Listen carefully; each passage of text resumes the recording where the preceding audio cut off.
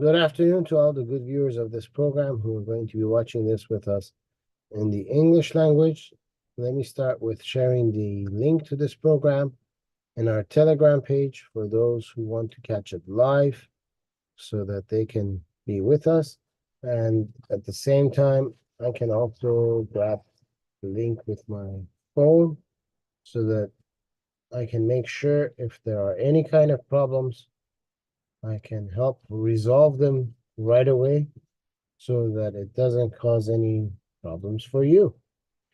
Let me just hit that link as well. Perfect. Now I have it on my phone, just like you have it on yours. All right, now that we've done that, let me start with sending greetings to anybody who wants to write something in our live chats while we discuss what we're going to be discussing.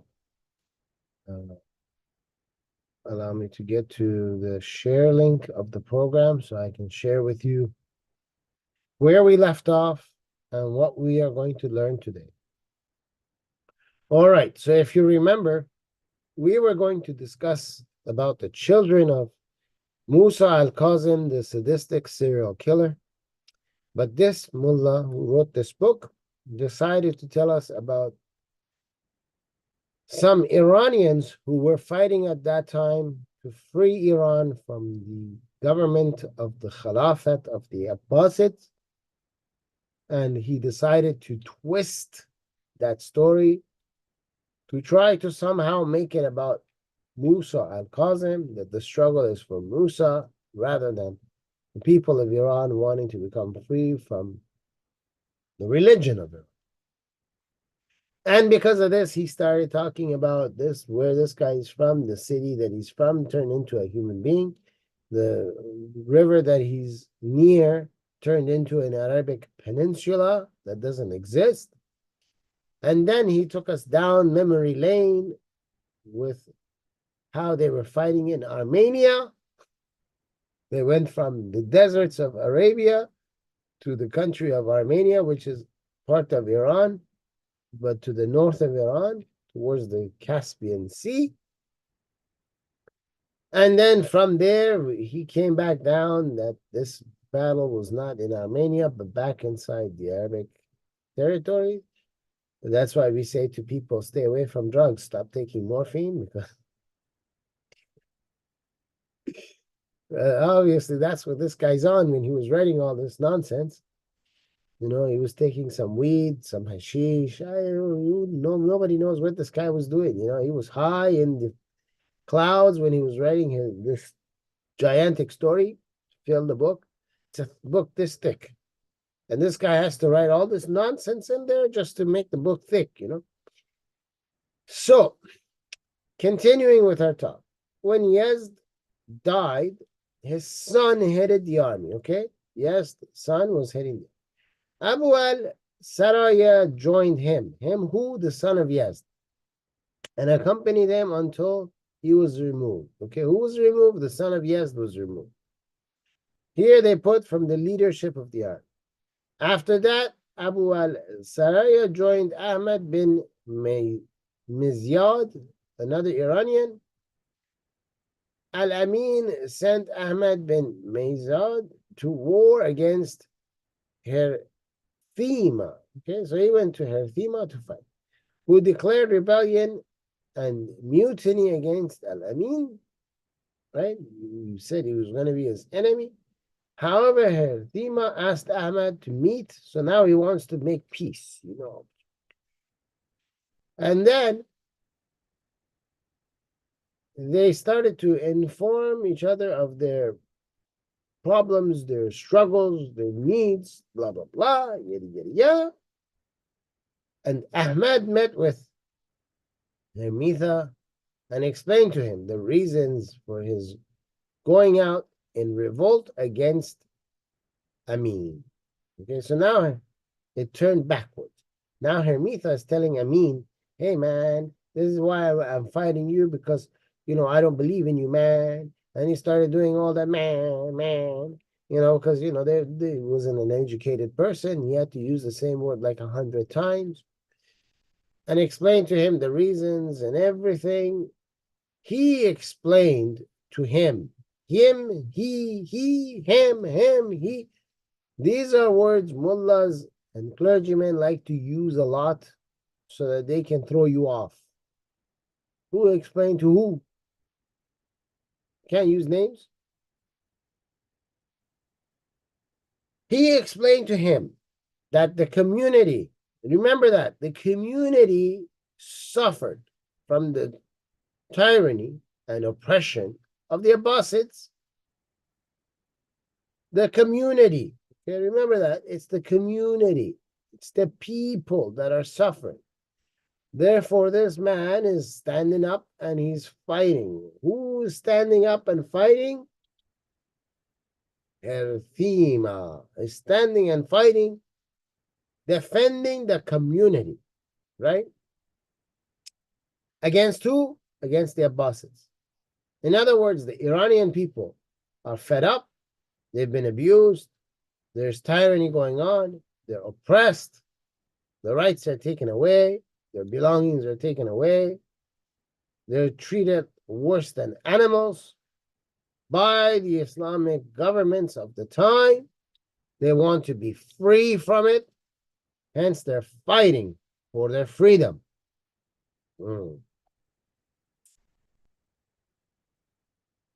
And then they tell you that whole area is an Arab area. You know, that whole area. The whole Middle East is Arab, you know. The Israeli is the occupier. Israelis are occupiers, you know, occupier. The Iranians are probably occupiers of Iran too, because, you know, the Arabs are in charge. They don't say that the Arab is the invader that's invading everywhere, killing, creating tyranny, oppression, everything. People are fed up with them. They want them out. No, no, no. Today, your politicians will tell you that everybody else in the region is an occupier, and the Arab is a good guy. He's Palestinian.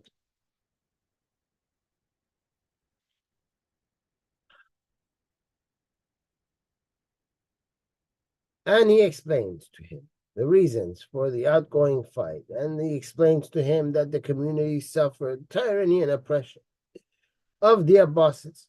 So Ahmad inclined to him and joined him in his camp. So now they became one group. They're like, we're not going to fight each other. We both have a common enemy. Our enemy is the oppressor of all of us, is the tyrant on top of all of our heads. Our enemy is the Abbasid Khalifa. Mind you, remember, Abbasid Khalifa just took out the Bani Umayyad, who were supposedly the tyrants. They were the enemies. They were the oppressors of all the people, including the Arabs. Hence, the family of the Prophet, the Abbasids, stood up. They fought. They fought. When they asked Ja'far al-Sadiq, the stripper, the father of Musa al-Kazim, to join, he was like, no, no, no, they pay me money. I need the money. It was all about the money, money, money. Bling, bling, ching, ching, ching, ching. As long as you gave him that money, he was fine. I've been talking for a while, so my throat's a little dry. Excuse me for that, sorry. So finally, Ahmad joined them, and they went to his camp so they can head out. Then he headed to Banu Shayban in the Arab Peninsula that doesn't exist. A peninsula has body of water on 3 parts of it, and it's connected from one side.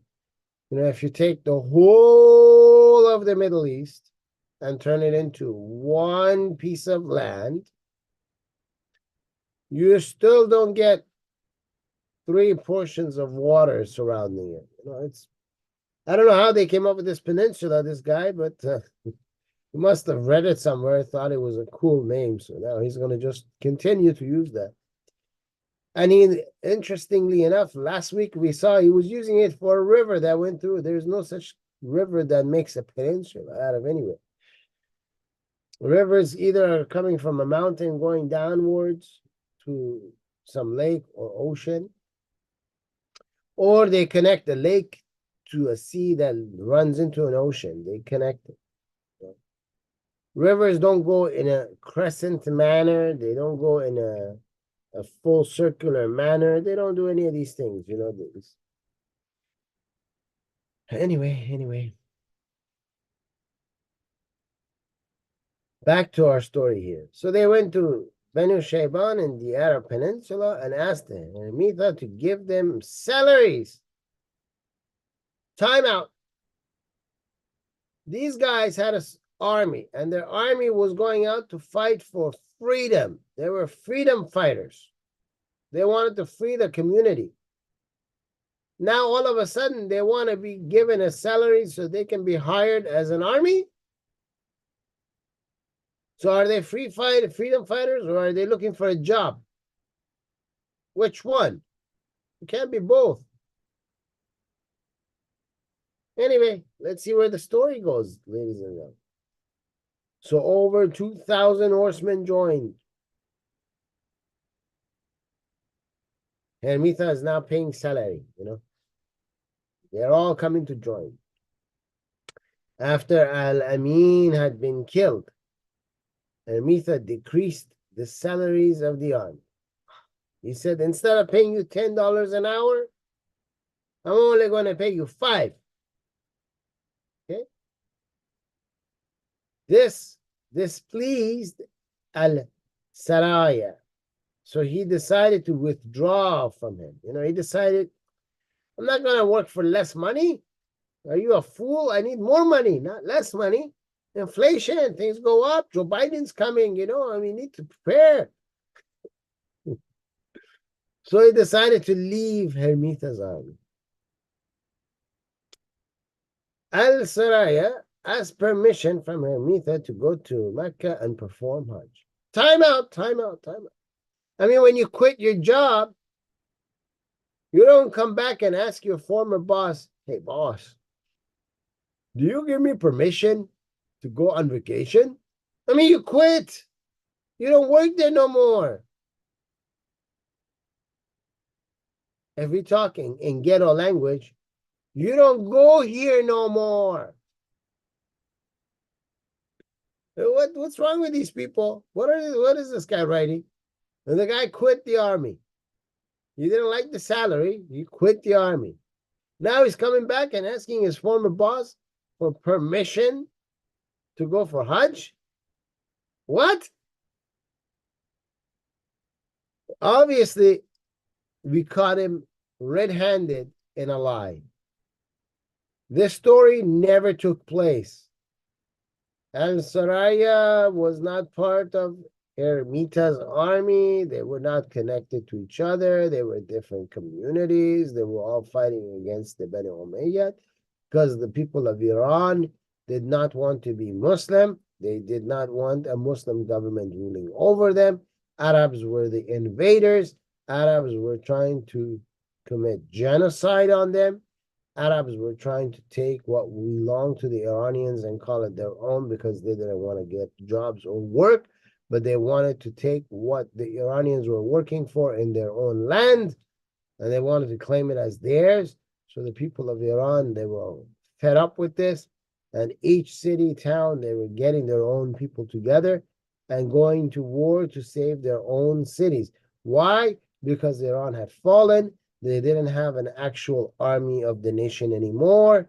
The nation had fallen and was now overridden by invaders. So people were trying to do what they can and what was possible for them to fight back, which means every city had its own group. Every group was fighting to free that city. And this is the beginning of Islam. In any case, let's continue with the ridiculous story this mullah is telling us.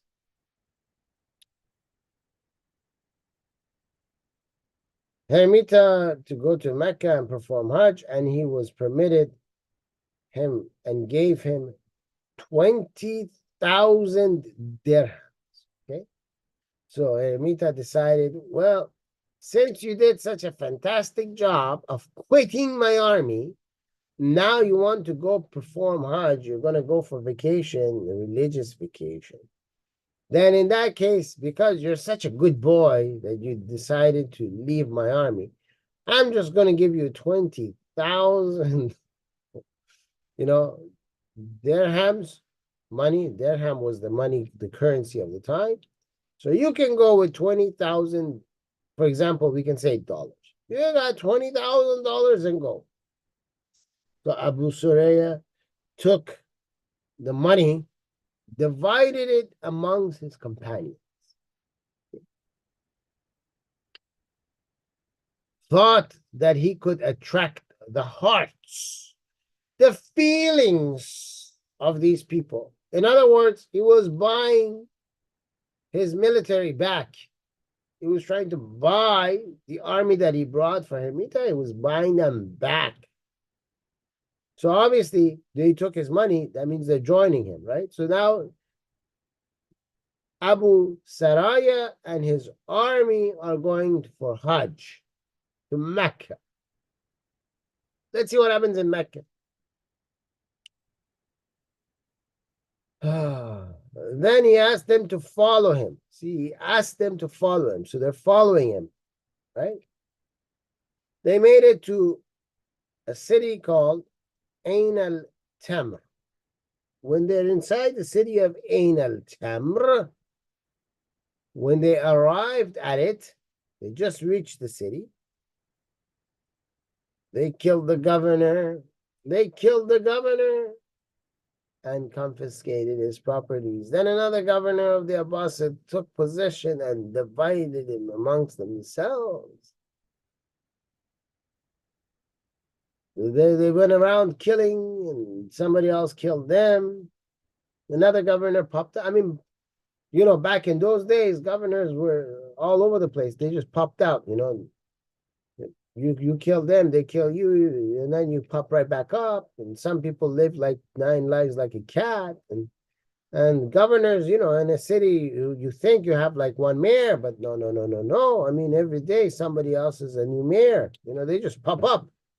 Like someone goes to sleep, and then after, when the night is over and the day starts, the guy wakes up, gets out of bed, and says, "Today I'm the governor of the city." And somebody else, 2 houses down, he has the same thought in his head. They just pop right out, and if you kill one, hey, whoa, you killed one, the other one pops up. And if they kill you, it's okay.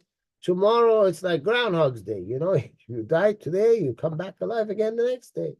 Who cares? It's a story this guy's writing, it's like a Bollywood movie. Don't worry about it. So now they divided the possessions amongst themselves. So you see themselves here, themselves. This Abbasid governor, they took this possession. They all just keep coming out. Hertina sent an army to war against Al-Suraya. So now the two are fighting again. They just paid the guy. Now they're fighting again against each other. When the two armies met, the army of Hermita was defeated.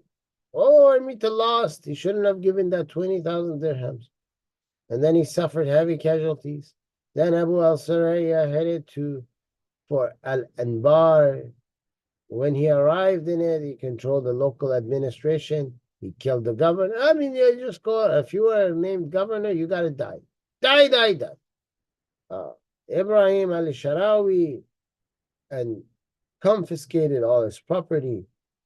Then he took his army and went to destroy the Abbasid governments and the hirelings. Ooh, they just march around killing, governor after governor. I mean, it's so easy. You just walk into a town, and apparently the town no longer has an army. You just walk in there, go to the governor's house, you say, "Hello, governor," and then you grab him and that's how easy it was. Apparently, he's writing the story. He arrived at Al-Riqa and met with Ibrahim.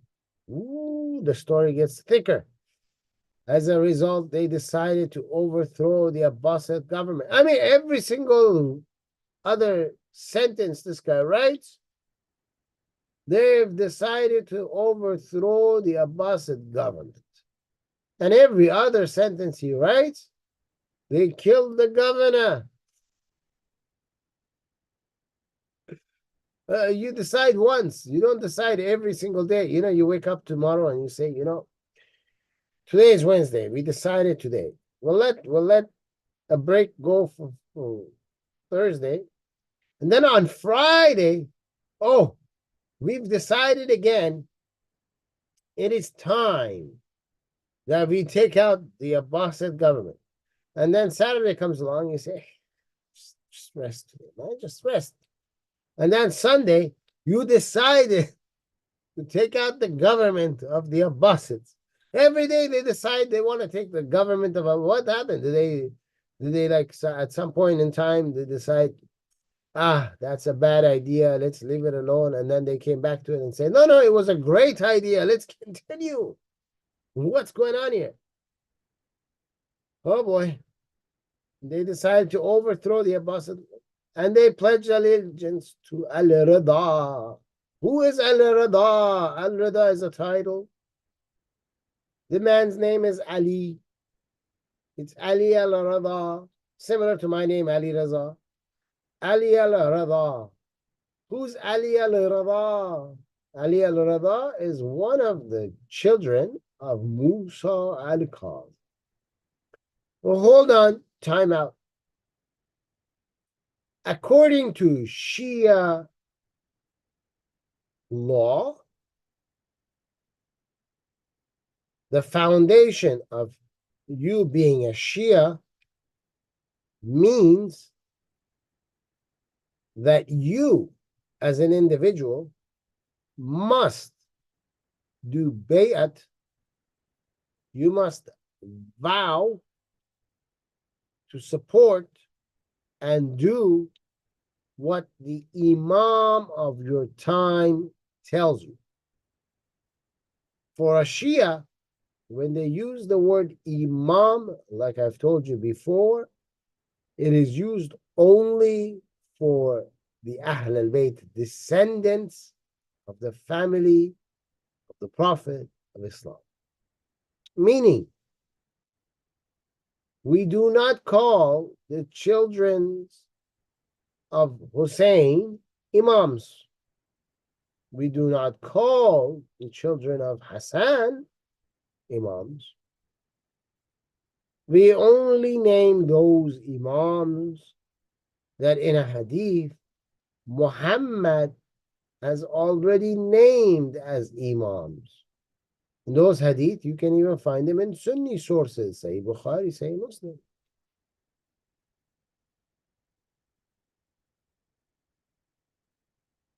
The Imams are 12 in number. It's an exclusive group. Granted, today, Islamic Republic of Iran has added 2 more to it because they don't know how to count. They say they are Ithna Ashari, which means the 12ers, but they actually have 14 Imams now. Of course, they don't know how to count. They're stuck on number 12, you know. Number 12 is 12. Number 13 is 12. Number 14 is 12. They're stuck on 12. And what's funnier about that?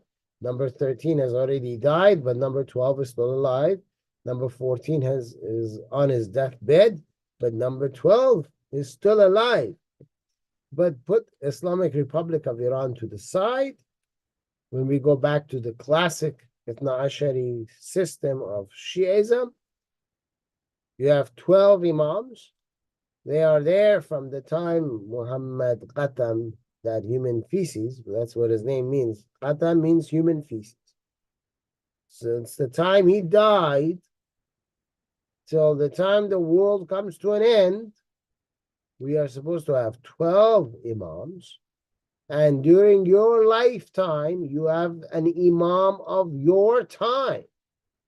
And you make your commitments, you vow that you support and obey and do what the imam of your time tells you to do. So over here, when this guy pledges his allegiance to obey, do, support the imam of his time, instead of doing that allegiance with Ali al-Radha, he's supposed to do that allegiance with Musa al-Kazim. Unfortunately, we don't see Musa al-Kazim here. We see Ali al-Radha. Because Musa al-Kazim is busy taking his own daughters to bed to create more kids. Hence, people are seeing his kids and they're pledging allegiance to his kids, which is a fundamental sin in Shia Islam, because during the time of Musa al-Kazim, the sadistic serial killer, Ali al-Radha is not the imam of the time.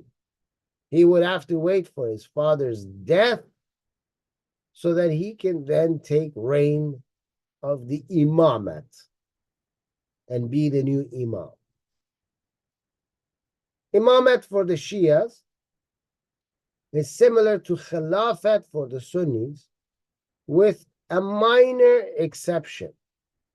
Shias believe that imamat is worth more than Khilafat. Khilafat is like the governor, okay? You are the king, the sultan, the emperor, the czar.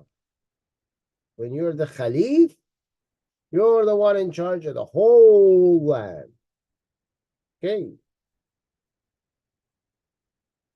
When you're an imam in Shia Islam, you are the Khalif, but as an imam, you are also the spiritual leader of the people as well. So you govern the land like a king, but you also have authority over the people from a spiritual point of view. Whereas in Shia Islam, Khilafat, as a Khalif, you are only governing the land on which the people live. Meaning, you have no authority on their personal beliefs. This is where Imamat and Khilafat under Shia ruling are different. So Imamat is a step above Khilafat. For the Ahl Sunnah wa al-Jama'at community, they do not have an Imamat. They believe in a Khilafat because they say Muhammad Ghatam, the human feces, died.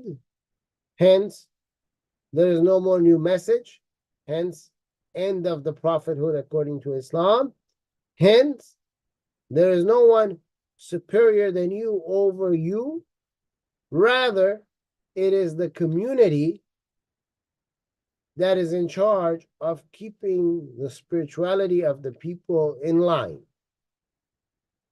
So as a whole, as a community, the Ahl Sunnah wa al-Jama'at believe what the community says goes, and you have to obey the community. In Islam, from the Shia perspective, you have to have an imam on earth that represents God on earth, that will teach you the right Islam on earth, and that person has control over all of you. This is the foundation of what Khomeini ran on when he created Islamic Republic of Iran. This is the foundation that Khamenei right now is in charge and is standing on in Islamic Republic of Iran. This is the foundation that Hassan al-Nasrallah, leader of Hezbollah in Lebanon, pledges his allegiance to Ali Khamenei in Iran. The Houthis pledge their allegiance to Ali Khamenei in Iran. Hamas pledges their allegiance to Ali Khamenei in Iran. Of course, Hamas, they'll change with money. They'll change on a dime. But this is the foundation. What these guys did right now here by pledging allegiance to al-Rawa instead of Musa al-Kazim, they just broke the fundamental structure on which Shia Islam is built on. Meaning they just dismantled Shia Islam. A building without proper structure falls apart. They just fell apart. And he doesn't understand what he did when he wrote this garbage. But that's exactly what he did. It's important for you in the West to understand this because you don't have good sources of people explaining to you what Shiaism is.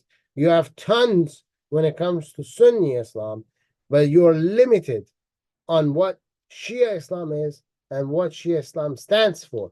And as someone who practiced his whole life as a Shia Muslim before leaving Islam, I am the one with the knowledge that can explain that to you.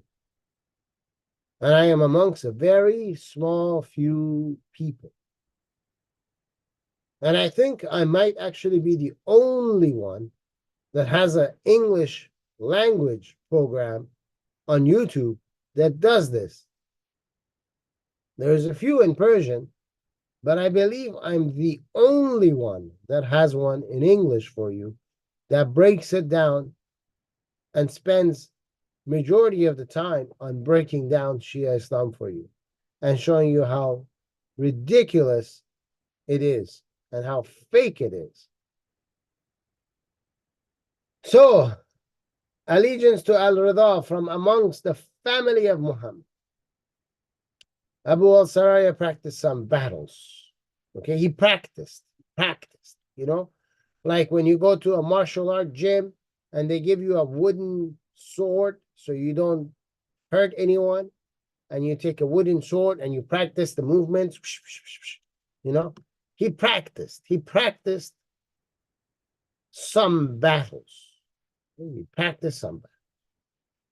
In order to practice the battles, he had to, at that time, there was no gyms. You had to go to the battlefield and you had to fight. There was no such thing as practice. You know, you didn't go to the battlefield. It would be like someone going to the trenches of World War I so that while they are in the trenches, they can practice war. What were they going to do? Bring a squirt gun and pretend like they know how to shoot? Like, what the heck? He practiced some battles. Went to war. Went to war. So when he was practicing some battles, was he shadow practicing it in the air in his home? And then he went to war? Or did he practice it during war? Was he fighting a war inside of a war? And came to know its methods. Yeah, he went to practice war. He went to war, and then he came to know the methods of war. Sounds like he was a scientist. But I mean, he's been gathering these armies. They've been going from place to place, killing the governor, you know. But of course, he doesn't know how to fight, because killing a governor and taking on wars and taking out Hermita and this guy and that one and defeating in that one, they don't count. He was endowed, you know, like how they talk about a black man being endowed. He was endowed with strength of will. Okay? He doesn't have body strength. His will is endowed I mean, who writes that? He was horny when he was writing. He thought about the endowed body parts. I mean, he was watching some movies. You know the kind of movies. You know, there's three letters that are the same letter that follow. You know what I'm talking about. He was watching that. He was seeing that there was this kind of sound being made. And he was looking at it and he was impressed. In his back of his mind, he was thinking, if I was only there. And then he decided, I got to write my book. So he saw something endowed and he decided he's going to write about the endowed will. So he wrote the endowed will. Oof. Endowed, man, endowed. I mean, who writes that? But anyway, endowed determination and endowed decision, because he's using endowed for all three. He in the decision making, he's endowed, man. In the determination field, he's endowed. Looks like he was watching a gangbanging type of a movie. You know, it was like, so wow. Okay, let's continue. Let's see what else this guy found. Okay. Muhammad bin Ibrahim entrusted him with the general military leadership. I mean, back then they didn't even have the word general. Okay, you were the leader of the army. That's it. But no, this guy is the general leader of the army. That means there are generals underneath this guy who lead the army, but he's the leader of the generals that lead the army. Hey, he's a big shot, you know, up to the top. Yeah, I mean, today we have generals. 1,400 years ago, there was no such thing. You can call him the commander of the army. You can call him the leader of the army. They are the same thing. You command an army.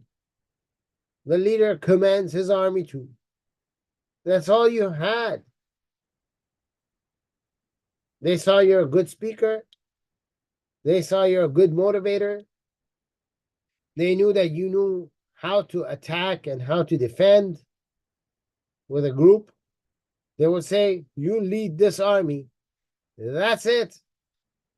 You didn't go to a military school to learn and be taught how to become a commander and use different ways of forms of war.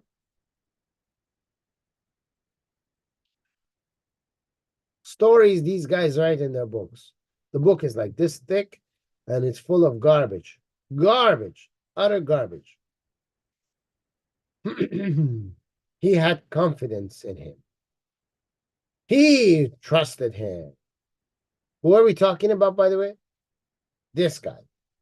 Muhammad bin Ibrahim had confidence because instead of he and him and he, those are words mullahs use to play mind tricks on you so you get confused when you read. Let's put it in perspective so you can understand better. Instead of down here where it says he had confidence, Muhammad bin Ibrahim had confidence in who? Al-Saraya. Muhammad bin Ibrahim trusted Al-Saraya,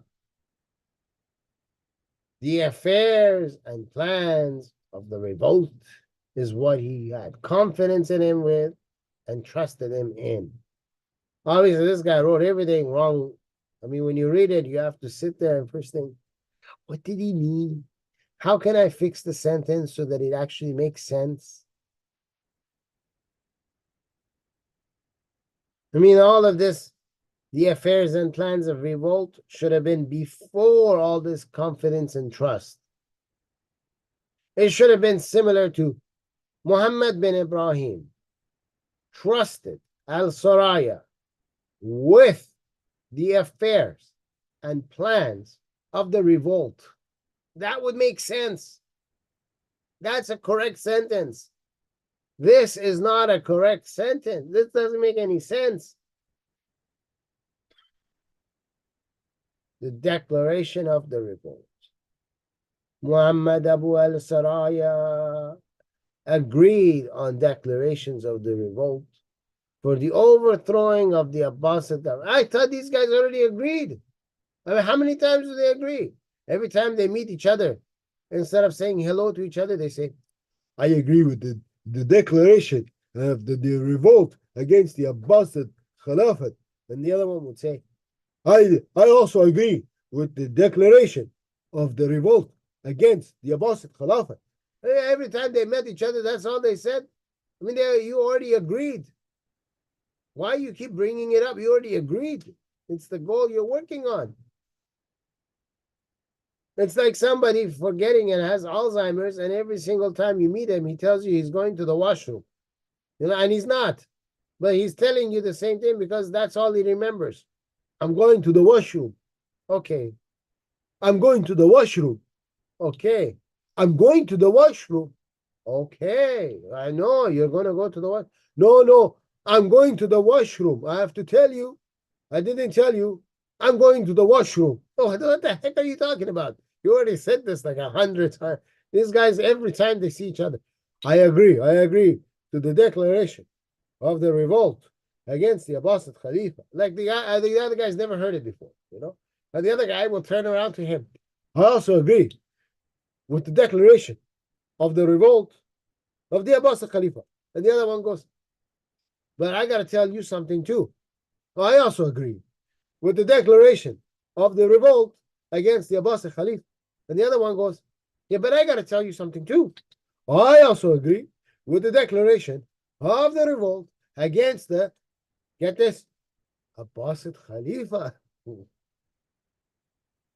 The guy, he keeps writing the same thing over and over. And he keeps saying that they keep saying it over, like a broken record. They're stuck on this, you know. That's the only word. It's like Nikki Haley. Nikki Haley stuck on number 2, you know. I can safely say that the Iowa caucus has made this a 2-person race. And there's 3 people. And she's number 3, by the way. But she thinks she's number 2 because, you know, after 1 comes 2, after 2 comes 2. You know, that's how you count nowadays. And these guys, they were doing the exact same thing. Every time they saw each other, the only words they knew how to say is, I acknowledge and pledge allegiance to the revolt of the Abbasid Khilafah. Back to the declaration. Okay. The declaration of the revolt. You see, that's the only thing that's there. The declaration of the revolt. Muhammad and Abu Sufyan agreed to the declaration of the revolt of overthrowing the Abbasid Khalifa. So Abu al-Saraya headed to his troops and advanced towards the city of Nainawa. You know, Karbala, where Hussein was trampled and killed and cut into 100,000 million pieces. And his shirt was taken and his ring was taken, and they couldn't take the ring off, so they cut their fingers so that they can take the ring off of the finger, and all that crap that they'd always tell. All the mullahs and the Shia Islam, that's all they talk about. Oh, the misery of Hussein, the misery of Hussein. I mean, they have 3 months for this guy. They have Muharram, they have Safar. And then after Safar, the next month, they still have to continue because it continues from Hussein until it reaches the martyrdom, so-called, of Radha, who died of drinking wine. He was poisoned with his wine because he loved the wine. But no Shia wants to bring that up. No. We call it the grape juice. He likes the grapes and the grape juice. Man, the grape juice of that time was wine. Nabid, they drink Nabid. All of them drink Nabid. Muhammad drank Nabid. Anyway, back to the story here. So they agreed with the overthrowing. He took his people. They headed to the city of Nainawa. He headed to the grave of his master, Hussein. Number 1, this guy is trying to overthrow the Abbasid Khilafah. And now, all of a sudden, the family of the Prophet, who are the Abbasid Khilafah, They are from the same family. They fought the Abbasid Khilafat. They started their whole fight against the Umayyad Khalifa because the Umayyads killed Hussein. They had a battle at Nainawa. The Umayyads, under the government of Yazid as their Khalif, killed Hussein, butchered him, butchered the remaining family members of the house of the Prophet of Islam, the human feces, Ghatam. They enslaved and took prisoners the women and children of that house, raped them, whipped them, kept them in a dungeon without a roof, paraded people around to come and see them like they're zoo creatures, eventually released them. Those women and children, some died, some didn't. They returned back to Medina, where they were kept in the outskirts of Medina, not even allowed to go back inside Medina. People heard their stories, their cries. Some of them were summoned back all the way up to Damascus, where they talked along the way with all the different towns, telling the story of what happened.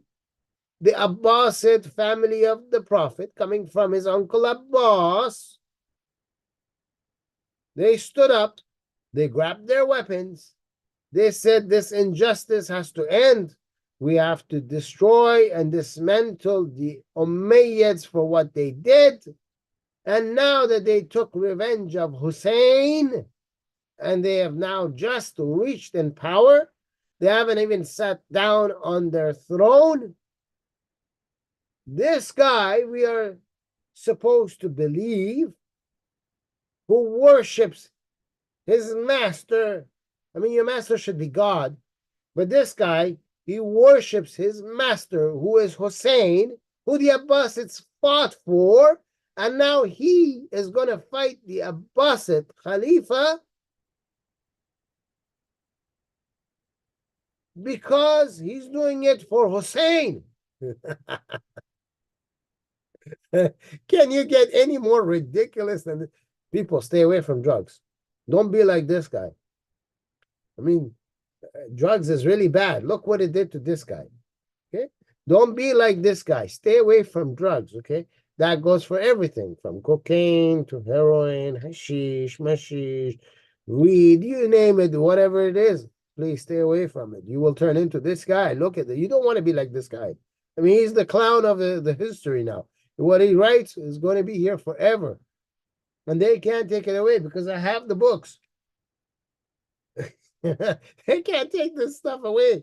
We have it documented. This guy, look at what he wrote. Anyway, let's go back to the story. He went to visit the shrine. The shrine. Look, shrine. You know? Shrine is that thing that sits on top of the mosque, that golden dome. And then inside the mosque, you have a zari, you have a silver area that goes around the grave, that it looks like it's got bars that you come and hold to. And they spray it with rose water, scented perfumes to give it a nice smell. So when you come in there, you think, oh man, this place smells good. Supposedly, according to Shia history, up to the time of this incident, when the Abbasids came in power, the Ahl al-Bayt of this human feces prophet, Khatam, when they died, they would hide the body in a grave that's unknown, so people don't come and dig them out and attack a dead body. Their biggest Imam, Ali, his body was hidden until the time of Ja'far al-Sadiq, the stripper. who happens to be the father of Musa al-Kazim, the sadistic serial killer. And Alireza is the son of Musa al-Kazim. And this incident is during the time of Musa al-Kazim.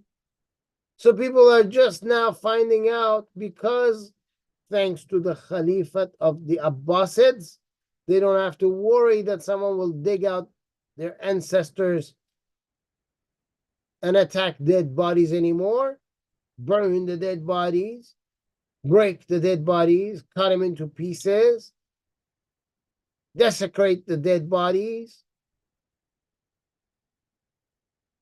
Because of the great work of the Abbasid Khalifa, bringing peace for this family, security for this family, all of a sudden they have a shrine? Where did the shrine come from? I mean, it takes time with gold to create a big dome. Someone has to do, you need a government to order this thing, people to come and work to create this thing. Where did it come from? It just magically appeared? It grew like a mushroom out of the ground? These guys don't think about what they write. It was a grave in the middle of a desert with no city around it. At that time, there was no city there. They went out and they fought in a desert, away from cities. You would have to travel for like an hour on a camel to reach this grave from a city. All of a sudden, they have a shrine and everything. Hallucination is a big problem with drugs. Do not take drugs, ladies and gentlemen. And then what does he say?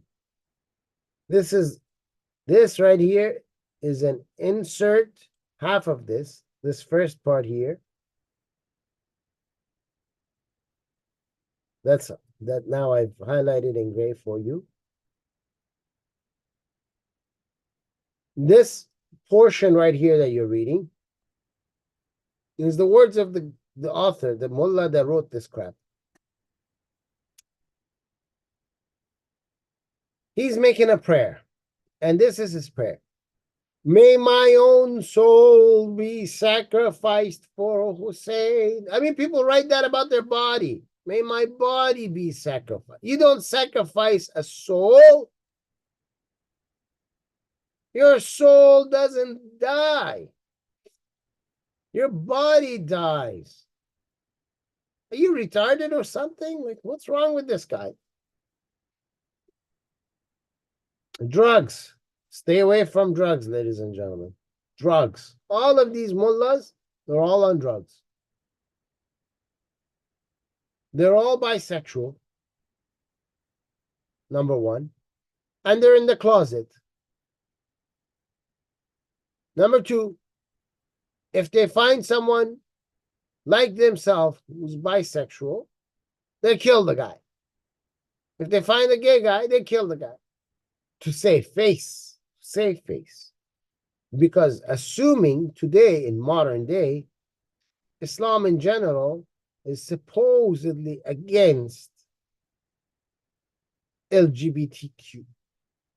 But every time you open the books of Islam, you see Islam is pro-LGBTQ.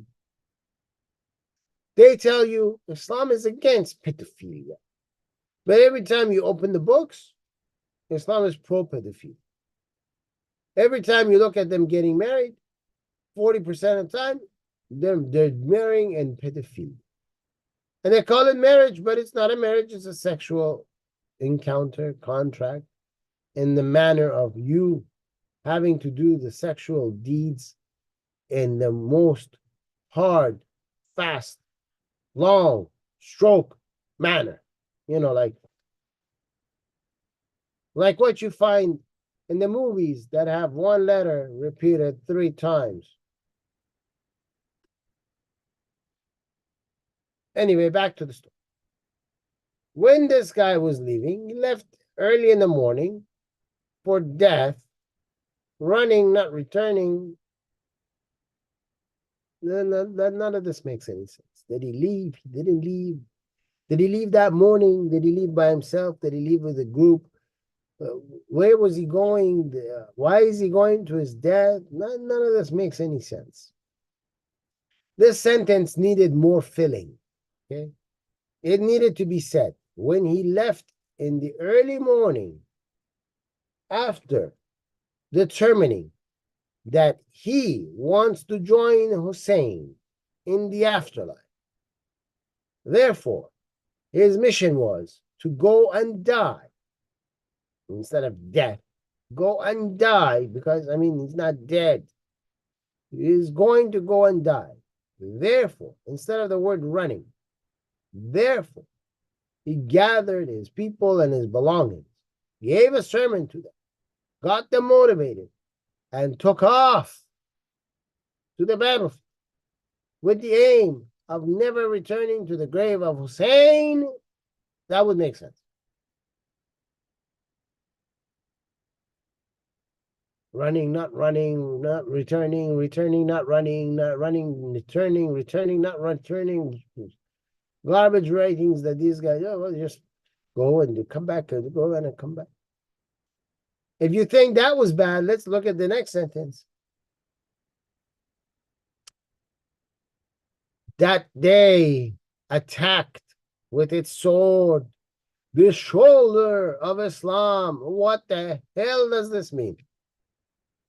The day attacked with a sword the shoulder of Islam. Ladies and gentlemen, day is your enemy now. If you're a Shia Muslim, day is your enemy. You better start doing everything at night, because day is your enemy. I mean, don't sleep during the day. Don't eat during the day. Don't use the washroom during the day. Don't take a shower during the day. Don't sleep with your wife during the day. Don't talk to your friends during the day. Don't watch the news during the day. Don't drive your car during the day. Don't get dressed during the day. Don't do anything during the day. Don't even exist during the day, because then you're with your enemy. They attacked the shoulder of Islam. And here is not they like They. Here it's day, as in the day you're in today, like as in Monday, Tuesday, Wednesday, Thursday. The day with its sword, the shoulder of Islam, attacked. The day attacked with its sword. I mean, the day also has a sword, ladies and gentlemen. It doesn't have a gun. It doesn't own a gun. No. Missiles? Absolutely. Absolutely. Nuclear weapons? No. Helicopters, airplanes, jets, tanks? No. Day carries a sword. Be careful, man. If you get Monday pissed off at you, you might end up being in 100 pieces.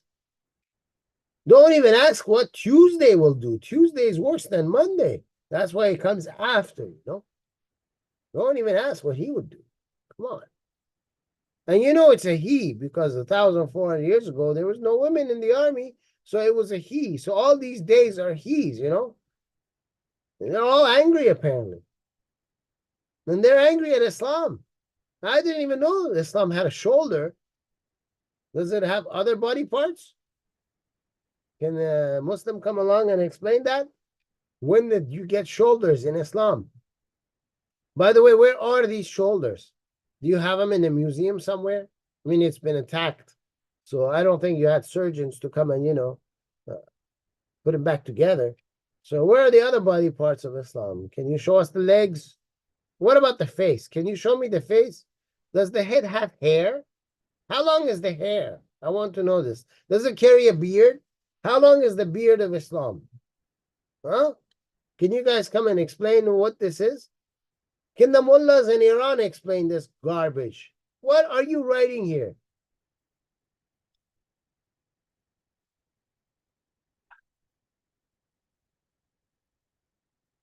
Let's move faster.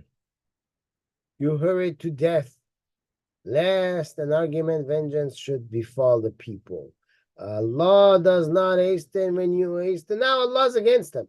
You know, he's going to go die for Hussein so he can get close to Allah. Now Allah's against him. No, no, no, no, no. If you run too fast towards me, I'm not running fast towards you. I mean, Allah has an excuse. He only has one shin and 2 feet, and one foot is in hell, and the other foot is in heaven. And his shin is the wall that separates the two. So, I mean, he can't move. He's stuck. And he sits on his throne, which is really a big bed. And then he wears a veil and a niqab, like a woman. And when Muhammad, the human feces, went up for Miraj, and he's met with Muhammad, and Allah and Muhammad are meeting, Allah starts to speak in the voice of Ali, like a man. He's a transvestite all of a sudden.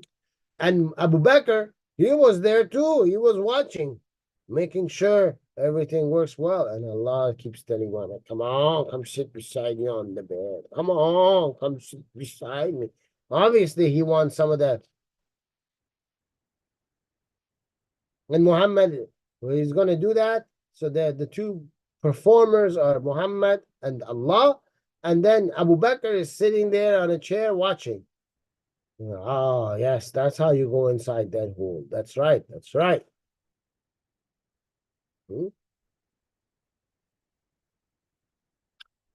Fatima is wrong than the Prophet and her father.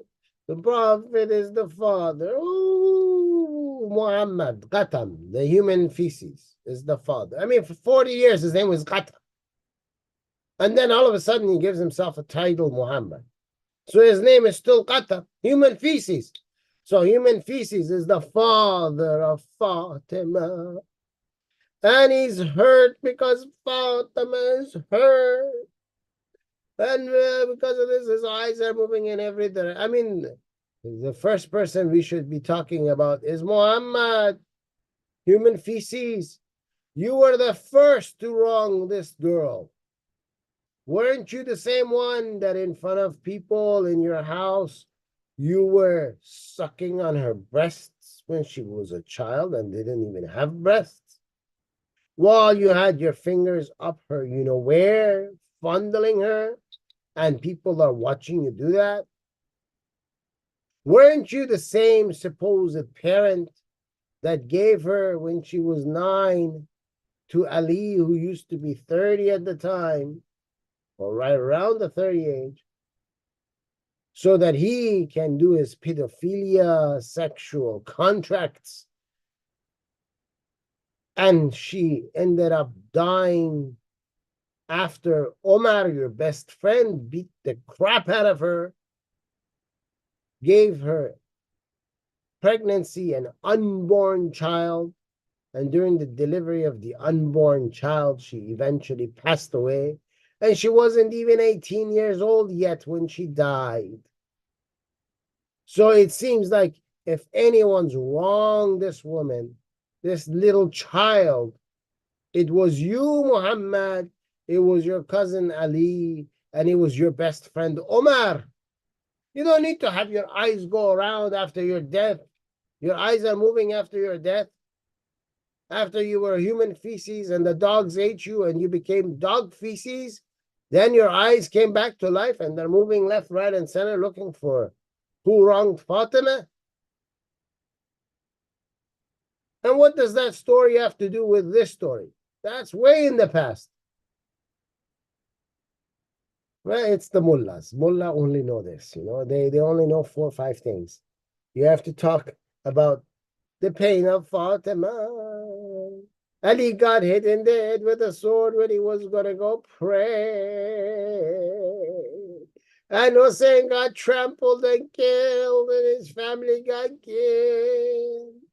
And he was drinking grape juice, really is wine, grape juice, and they put a poison in it, and he died. Oh. That's all they know. You take that away from the mullahs, they're finished. They got nothing left. There's nothing to talk about. Are there any brave men to rise? I think he was watching too much Thundercats. Mamra wanted his body to rise. Rise this decayed form. into Mamra, the ever-living. And this guy watched too much Thundercats, and now he's writing about it. Is there anyone to rise through the drawing of the sharp sword and the spears? And who rise? The people of Zaydiyah. They rise. Oh, they rise for what? They rise to help the members of the house of the Ahl al-Bayt. So they weren't rising for the Ahl al-Bayt, they were rising for the children of the Ahl al-Bayt, like Rida. And he started telling them a sermon. And in the sermon, he talks about the laudable deeds. These guys would bring one pot, and in that pot, they would feed a whole community. I mean, everyone eats out of one pot. Like how they have in the Quran that Jesus, he put on a table 5 whales. But you know, John, I mean, he was hungry, man. John used to just swallow 1 whale at a time. Look. And everybody else had to eat too, you know. So, I mean, it's in the Quran. Allah wouldn't lie. I mean, Jesus used to put 5 whales on a regular sized table. You know, boom, boom, boom. He would just grab them and toss them on, you know. Whales. You know, these whales are like 70, 80 feet. Some are like 200 feet. And they would fit on like an 8-foot size table, you know. Just, oh. And they would tell stories like that. And then here he says, then he mentioned their deeds, which I just told you about, of the community, which I just told you about. Towards them, such as wrongdoing them. What is wrongdoing them? Wrongdoing them, let me tell you what it is. They would fool someone to go to battle for them and die. And then the guy had a family. You know, he had a sexual contract with a woman, and he had some children left. And now, I mean, you don't want to wrong these people. So the ayat in the Quran last week told you, if you find a child whose parents are dead, you sign a fucking contract, and then because you pull down their panties, you go to town, you do the deed, and then you put some food in their mouth. And then it's the mother's turn, because, hey, I mean, now she's like a slave. She has to do whatever you want. So you can have sex with both of them at the same time. That's not a problem. That's all they think about. See? They wrote all of this.